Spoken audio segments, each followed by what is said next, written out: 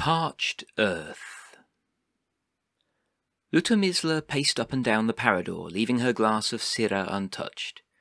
The work with the magicians of the unfettered mind was going well, and together they were making excellent progress on the initial section of the appraisal. Provided the Empire could make the necessary preparations, she was confident that they would be able to destroy these dry patricians. That would remove the immediate threat of the Blight, and buy them time to find the source of this threat and deal with it. There was no progress on that part yet, but hopefully the silent bell would turn up something useful. But that still left the problem of how to remove the Blight once the source was dealt with. Using magic to hold the curse at bay had prevented it spreading to the rest of Madruga, but the price for that had been paid by the great grasses. The once beautiful grasslands were now a wasteland, blighted by drought, and rendered barren and utterly uninhabitable. Someone, something, some power had invoked the cruel hunger of the winter on the mortal world, literally salting the earth. In theory, the land might recover naturally once the curse was broken, but that could take decades or more. There had to be a better way, but thus far they had nothing to show for their efforts. One of her fellow magicians called her name, and without thinking she spun to face him. Her long, heavy robes billowed out, and the hem caught the stem of the fine glass, sending it tumbling, the contents cascading over the table and all over her precious notes. She shrieked in horror and frantically tried to blot the page, but it was painfully clear that it was already too late. The ink had still been wet, and now the bitter syrah had washed it clean. There was nothing to be saved. She might as well be blotting an empty page for all the good it was doing. An empty page. She might as well be blotting an empty page. "Virgil!" she shouted, leaping to her feet and waving the sodden pages around triumphantly. "I think I've got it!" Overview. The Imperial Senate has asked Lutomizla Nigoslava to undertake an appraisal of the dry patrician problem in Madruga. The motion refers to a region in Madruga, the Great Grasses, which over the last year or so has been afflicted by a terrible magical curse which has slowly blighted the area, turning it into a ruined wasteland. Nothing can live there now. The only thing that endures are awful entities that the Empire has called the Parched. Magicians of the Silver Chalice who had an opportunity to study them identified two different types of Parched, Ashwalkers and the more dangerous Dry Patricians. Together with the Blight itself, they represent a serious threat to the territory. The problem is very clearly magical in nature, so Lutomizla, as an experienced Kabbalist, seems like the ideal choice for this appraisal. The first step has been to liaise with the magicians of the unfettered mind. The Grand Master asked members of their order to research the Blight, and they have responded enthusiastically. Lutomizla finds it easy to work with the order, allowing them to conduct the mainstay of the magical research while she focuses on the logistics needed to make their findings useful. The original plan was for the academically minded magicians to be protected by the members of the Rod and Shield. The Grand Master of the Unfettered Mind asked the Rod and Shield to help, but since that request was not made on behalf of the Order, it has largely fallen on deaf ears. A Conclave Order won't take instruction in this way from the Grand Master of another Order. Without the battle mages of the Rod and Shield to ensure safety, the risks faced by the Unfettered Mind have increased considerably. That hasn't limited what they can achieve, but it has put many of them in greater danger than they would otherwise be. After careful analysis of the threat posed by the Blight, Lutomizla and the Order have worked on a three-pronged approach to tackle the problem. Preventing the spread of the Blight is a key element, and certainly seems like the pressing concern. However, any long-term solution also needs to consider what can be done to end the threat permanently, and also what might be attempted to restore the land. With Lutomizla's help, the Order's magicians have been able to produce some answers to at least two of these questions. Halting the Curse. Having studied the movements of the Parched, the Unfettered Mind confirmed that each of the three rune-marked Dry Patricians is the focus of a significant expansion of the Blight. Each one is pushing towards a neighbouring region. If they are not stopped, then their presence will cause the Blight to spread. The situation in the Blight Heart is grave. It's not clear yet how it could be restored. That makes it more important than ever to ensure that the Blight does not spread any further. The only way to achieve that in the short term is to intercept the three Dry Patricians and destroy them. Previous work by Imperial magicians has established that a dry patrician can be destroyed using the Words of Ending ritual, performed at magnitude 18. This ritual, which normally only affects magic items, will destroy one of the monsters because they are not alive in any meaningful sense of the word. This theory is supported by ceremonies of insight which reveal the Parched to have no aura. They are not humans, orcs, creatures of the realm, ghosts, or other. Rather, they are a construct of some kind, more akin to an Ashabti than anything conscious. The lesser Parched, the Ashwalkers, are similar, but they can be destroyed with a less powerful ritual, Turns the Circle. All the evidence demonstrates that the Parched are filled with winter magic that resonates with hunger, perhaps drawn directly from a part of the winter realm known as the Silent Kingdom. The nature of hunger is to consume everything. As you grow hungrier, the feeling becomes all-consuming. Lutomisla believes that the essential nature of the Ashwalkers is that of a human body, crudely animated by winter magic to go in search of water to consume, but still a body. Hence why they are destroyed by a spring ritual that destroys a body. As their thirst can never be slaked, the longer the Parched spend in the blight, the hungrier they become. Eventually, the winter magic completely consumes the body until all that is left is skin and bones. At that point, they need a more powerful ritual, like Words of Ending, that can destroy an object or a thing. 3 of the dry patricians are moving steadily towards lands adjacent to the great grasses, accompanied by a large number of Ashwalkers. If they are allowed to consume the water there, then after 3 seasons those regions will become as blighted as the grasses are now. Conversely, it took a year for these 3 dry patricians to become so consumed by hunger that it drives them to leave the blight. Each patrician that the Empire can destroy will halt the threat to a neighbouring region for a year. With careful examination of the Sentinel Gate, the Empire has managed to locate 3 different conjunctions that Imperial heroes could use to assail the dry patricians. Conjunctions. Sobral Grasses. Gideon of the Farthest Shore is a highly skilled winter mage who enjoys the challenge of striving to cast the most powerful ritual enchantments possible while working alone. To achieve the most powerful effects, he combines a Ring of Adversity and a phlegmatic staff with decoctions of the Hungry Moon. To further boost his effective skill to the required 18 magnitude, he apparently called in a certain boon from the Eternal Kayla that he received some years ago. With her assistance, he was confident that he could perform the ritual alone, and so he set out to confront one of the dry patricians. Perhaps, predictably, that attempt has not gone as hoped. The bodyguards who were with him have been overpowered, and he is trapped and unable to escape. If he is not rescued, he will surely die. If that happens, then it will make other members of the Order think twice before venturing into dangerous territory in the near future. That would mean that the unfettered mind won't respond to any attempt to have them undertake any action that could involve any risk of personal danger for the next year. Gideon's last known whereabouts was just north of Gita's Vales in the Sobral Grasses in Segura. There is a conjunction to the site, which is the best chance to rescue the magician. However, he went there intending to intercept the Yorn-marked patrician that is heading in that direction, so it is also a chance to destroy one of the 3 dry patricians that is pushing the expansion out of the Great Grasses. Gideon is definitely still alive, so if the Empire can rescue him and overpower the Parched, then Gideon has everything he needs to perform Words of Ending to destroy the patrician himself.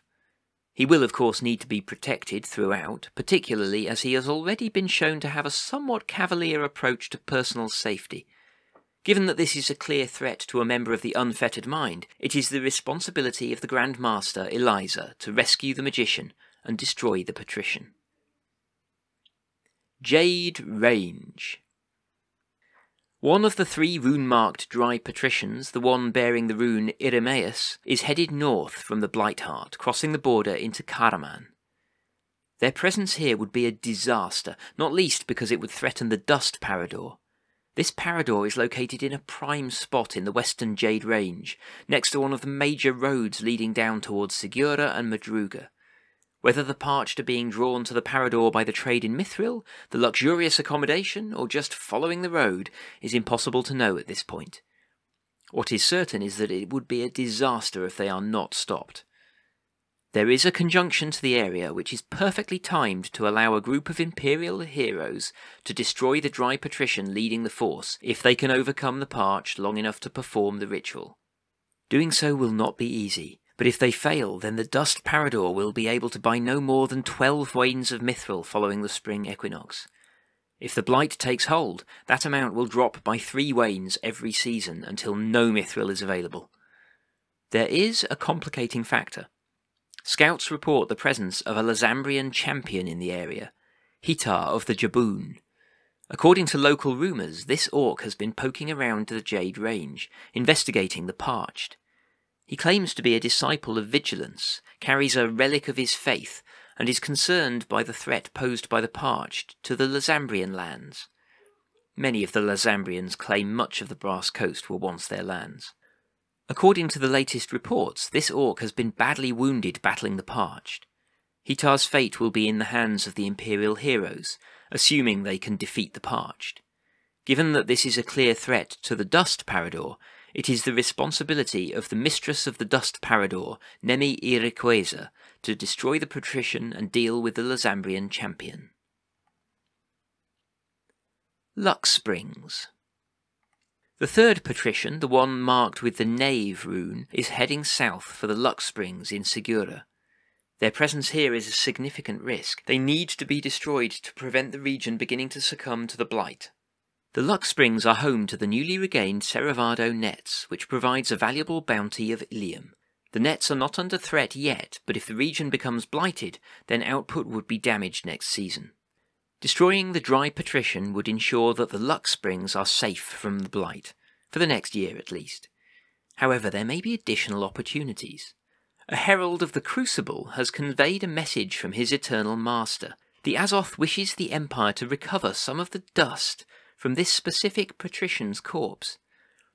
Apparently the Azoth is fascinated by the transformation that has taken place to cause this rune to appear, and wishes to make a study of it. If the Empire can bring some part of the dust left behind by the Dry Patrician, then the Eternal will share whatever they can learn about its mystery with the Empire. The Azoth goes further, however. They have apparently been collaborating with an Imperial magician, Bakar Irequeza, to try to find a way to create an alchemical substance that might destroy the Parched.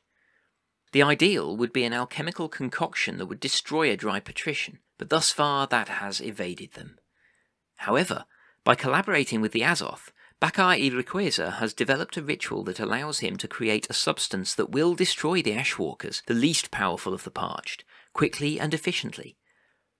The Azoth claims to have used their powers to help Bakar Irequeza formulate the ritual, which has allowed them to create a ritual text for the spell.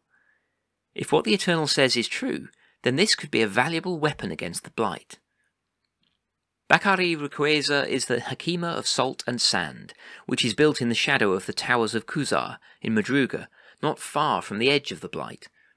It isn't directly threatened yet, but given Azoth's involvement with Bakar Irequeza and their experience working with the Hakima of the Brass Coast, the civil service considers the freeborn magician to be responsible for overseeing the conjunction. Preparations. To ensure the best possible chance of success, Lutomizla's report includes information on what Imperial heroes might face when fighting the Parched. She notes that neither the Ashwalkers or the Dry Patricians can be permanently destroyed without the use of magic. The winter magic that animates them will keep the constructs moving, no matter how much damage they take. To destroy an Ashwalker requires a ritualist to perform Turns the Circle on the body. This ritual is magnitude 4, so ought to be relatively easy for a spring ritualist to cast. Crucially, it can affect more than one Ashwalker if the bodies are close enough, and the ritual is cast at higher magnitude, and the creatures do not seem to be able to regain animation once the ritual begins. Much more difficult for a single magician is attempting to cast Words of Ending at magnitude 18. There is at least one powerful highborn master of day magic able to cast rituals of that magnitude without a coven at Anvil, but it is not known if there are any winter or spring ritualists who can achieve such a feat. The Archmage of Winter may be best placed to know who to ask, but they could also provide other assistance if they wished. They are the bearer of the Chain of Ish, which can reduce the magnitude of a winter ritual by 10, which could make it significantly easier to perform. If not, then items such as those used by Gideon of the Farthest Shore, a Ring of Adversity, or Atum's Ring, a Phlegmatic Staff, or decoctions of the Hungry Moon could all be of benefit. Whatever preparations are planned, Lutomysla warns that the Dry Patricians are known to be able to unleash a wave of winter magic at their enemies that weakens them. This is a powerful effect, similar to the howling despite of the Yawning Moor. However, Lutomysla points out that the range of such magic is very limited. Anyone further than 20 feet from the Dry Patrician would not be affected. The right battle plan might ensure that only some of the heroes are hit by the curse. Whatever happens, previous encounters have proved that methods to cure weakness will be invaluable. Blade Root is the obvious herb to take, provided there are physics available to apply it.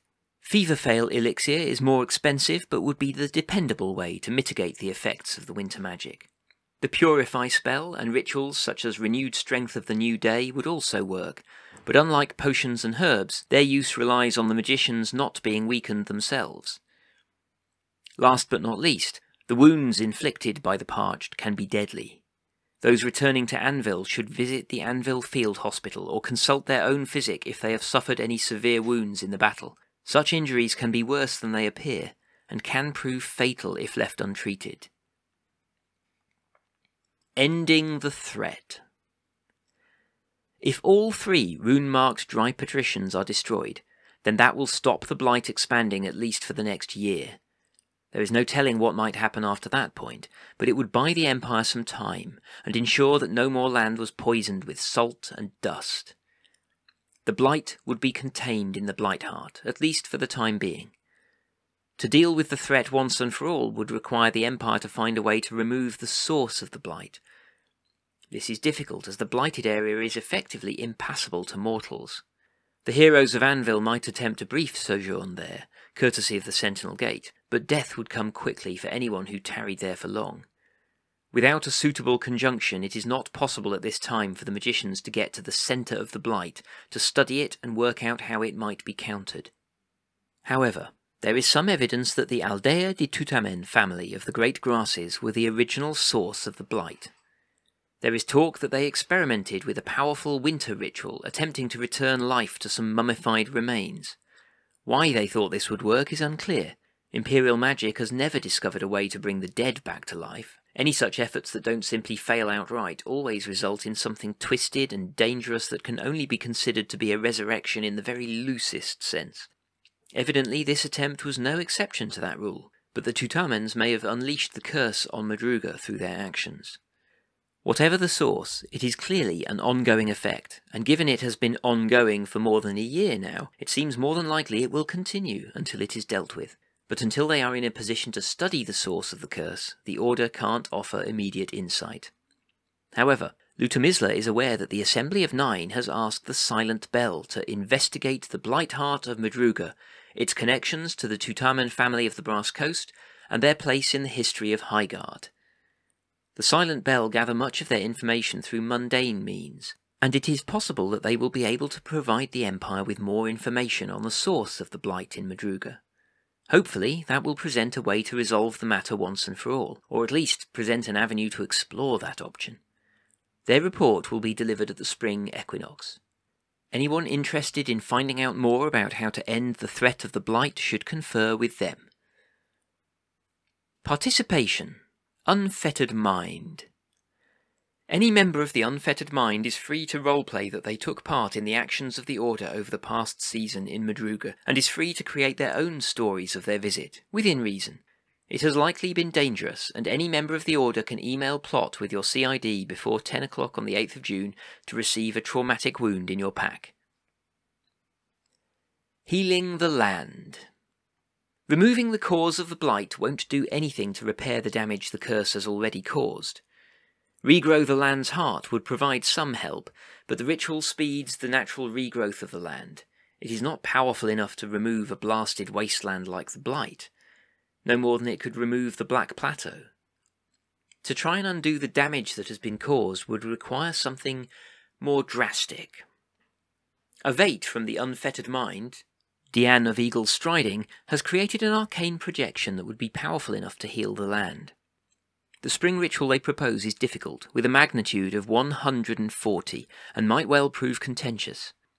Their plan is to cause the Scorrero to swell with water to the point where it bursts its banks and floods the surrounding land. There would be damage to the bridges over the Scorrero, and flooding all along the course of the rivers. However, the Great Grasses was a large, flat, low-laying plain, and much of the floodwaters would wash out over the region. With enough power, the ritual would be able to wash the area clean. There are obvious flaws to this approach, not least that the bridges over the river would almost certainly be destroyed by the floods, and there would be damage to imperial property on either side of the Scorrero. Such rituals have met with significant opposition in recent times, but most of that has come from the Marchers, and this ritual definitely wouldn't affect anywhere outside the Brass Coast, so that should be less of a problem. The Vate has opted to send the arcane projection to the Grand Master of the Unfettered Mind so that they can decide what, if anything, to do with it. If the decision is made to cast the ritual, Lutomysla suggests that it would be prudent for the magicians involved to seek the endorsement of the Conclave for their actions before casting the ritual. However, Lutomysla cautions that the Scorrero is a very fast-flowing, powerful river, which is suffused with ilium washed down from the mountains. That was the source of the wealth of the Scorrero nets, and their successors, the Ceravado nets. It will also make the effects of this ritual harder to predict. There are likely to be long-lasting effects, some of which could well be permanent. The Great Grasses have been destroyed by the Blight. They are now nothing but a desert of ash and salt. There is no magic that can return them to their former state, but Diane's ritual would provide a way to replace the Blight with something that could at least sustain life. One other flaw in the ritual is that it can only be cast when the water levels in the Scorrero River have peaked, that is during the summer solstice. The ritual would have to be performed not at this summit, but at the next, otherwise the Empire would need to wait a year. Whatever the decision, Lutomysla strongly suggests that the Conclave discuss the proposal with Lord Rain. The Eternal has amity and has already freely offered their help in tackling the Blightheart. Given the Eternal's association with Rain and their concern with healing and the preservation of life, it seems certain that they could offer valuable help with the ritual, if the Empire were prepared to ask them. The Archmage of Spring could do so easily using the power of Plenipotentiary, but of course that would mean giving up the opportunity to ask the Cupbearer or any Spring Eternal for aid on other matters. Lutomysla does have one final word of warning. In the strongest possible terms, she admonishes that the ritual to flood the Great Grasses should not be cast until the source of the curse is dealt with, otherwise the Empire will be flooding a region with spring magic while the area continues to labour under an active winter curse. Both Lutomysla and Diane disavow all responsibility for the outcome if the Empire chooses to use the ritual in this way. Grand Lodge. Lutomysla has worked conscientiously with the Unfettered Mind to look at ways they can use experimental magic to defeat the Dry Patricians and tackle the problems caused by the Blight. However, they were not the first Conclave Order to apply their skills and knowledge to the problems in Madruga. Local Hakima asked the Conclave for help, and the Silver Chalice stepped in to utilise healing magic for the good of the Empire. The skills and knowledge of their members have already provided useful insight and aid in countering the Blight. Lutomysla believes that with the right changes and investment they could do so again. What Lutomysla imagines is an application of the Silver Chalice's manifesto. In recent times the Empire has been beset by disasters of one kind or another. Rituals and other natural phenomena have brought disaster and wrought strife. The Order's manifesto states that the strength of the Empire relies on its citizens. Thus, by keeping citizens healthy, we strengthen the Empire. With the ability to organise members, the Silver Chalice could act decisively and respond quickly, with members dispatched to tackle problems of illness or suffering. To allow the Order to act effectively would need a Senate motion to commission a Grand Lodge. This would be a single location that could house members of the Order, support their research and their work, and serve as a central point for organising any response in the future. It would require a commission and need 20 wains of white granite, 20 wains of mithril, and 120 crowns, and take 3 months to complete. Once finished, it would provide a number of benefits. Luthor-Mißler's designs incorporate a comfortable residence for the Grand Master of the Order. While they wouldn't need to live at the Grand Lodge, their presence there would help the smooth running of the Order, so it makes sense to encourage that. The rooms would not be palatial, but they would include a study and a personal library, something befitting the Empire's preeminent magical healer. More importantly, having a recognised meeting place for magicians of the Conclave would encourage donations to the font. It would help to boost the Conclave's resources. Luthor-Mißler's prognostications show that once the lodge was complete, it would provide a steady income of 15 mana into the font each season. While small, this would be in addition to any mana derived from members. Based on the manifesto's order, the lodge would enable their Grand Master to ask members of the Silver Chalice to travel anywhere their unique combination of interests and skills might be of benefit. To do that would require the same method that all the Grand Masters currently use to issue such a request, a declaration of concord, which must be declared on behalf of the Order. No order will respond to a request by a Grand Master of a different order or another Conclave officer for that matter. However, the Silver Chalice could issue a request to members of their order without waiting for the civil service to identify a suitable opportunity for them to help, as happened this time with the Unfettered Mind and the Rod and Shield. The Silver Chalice could be asked to look into any ongoing event or problem where healing was required. To achieve a positive outcome, it would have to be a situation where members of the Order could bring succour to people who had been harmed by war, disaster, or malevolent magic. Provided the incident they were looking into was relevant to the expertise of the Silver Chalice, then it would result in an opportunity to address the problem. If the Order were asked to look into ways to construct a bridge over a river, for example, then there would be negligible benefits arising from that. Luthor-Mißler has identified 3 possible locations for the Grand Lodge. All the benefits described above would be available, regardless of where the Grand Lodge was built, but the following locations might be even more beneficial. Kuzar, Lightsea, Madruga. Building the Grand Lodge of the Silver Chalice in Madruga would help to focus minds on magical disasters like the Blight. It would give the magicians of the Order a chance to study the Blight, but even once that is dealt with, there would be valuable additional benefits. Kuzar is a bustling settlement that serves as the annual meeting place of the Hakima of the Brass Coast. They are the guardians of magical law in the Freeborn tribe, with a responsibility to act in the interests of the nation rather than a personal or family loyalty. Perhaps more importantly, they enjoy the service of groups of Kohan who fight to protect the Hakima. Basing the Grand Lodge of the Silver Chalice here would ensure that the Order had access to enough brave warriors to ensure that they need not fear for their lives when asked to investigate a dangerous location. It wouldn't remove security worries completely, but it would mean that the Order's magicians were as well protected as they could be. High Chalcis, Chalcis Mount, Raycos. Building the Grand Lodge in Raycos would focus the Order on healing wounds that were the result of war. War can leave deep wounds, even on the land itself. Raycos was left scarred and devastated by the Druge occupation, as the Druge tried to break the spirit of the people they conquered. There are people living in Raycos today who would benefit from the healing wisdom of the Silver Chalice, but there could be other benefits. High Chalcis is the centre of highborn herbcraft and helps to boost the production of herb gardens across the territory.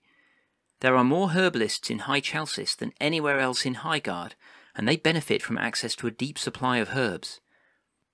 Basing the Grand Lodge of the Silver Chalice here would ensure that the Grand Master could purchase enough herbs to reduce the chance that their supply would run too low to be able to help whilst in Anvil or elsewhere.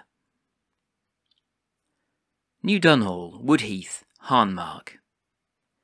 Building the Grand Lodge in Harnmark would focus the Order on restoring the well-being of those who suffered in natural disasters.